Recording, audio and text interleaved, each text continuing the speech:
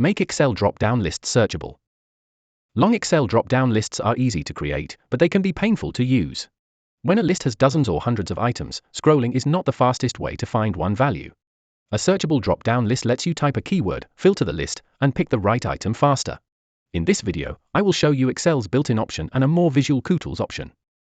Method 1. Use Excel's built-in AutoComplete for data validation drop-down lists. First, create a normal data validation drop-down list from your source data. Click the drop-down cell and start typing the item you want to find.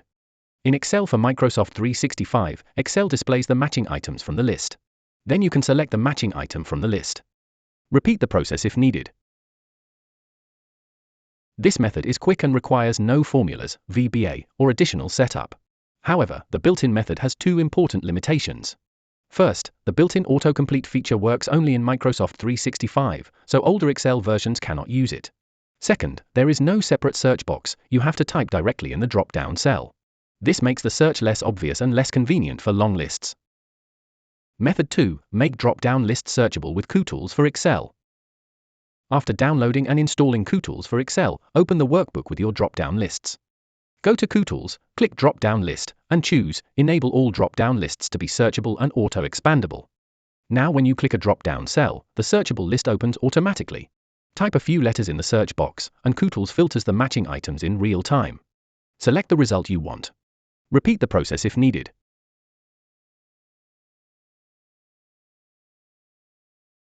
This makes long lists easier to search and reduces the need to scroll manually. Kutools offers three key advantages for long drop-down lists. First, it provides a visible search box and filters matching items as you type. Second, you can make all drop-down cells searchable at the same time. Third, it requires no formulas, combo boxes, or VBA, so it is much easier to set up and use. So if your Excel version already supports autocomplete, you can use it for a simple list. But if you want a faster, clearer way to handle long drop-down lists, Kutools for Excel is easier to use.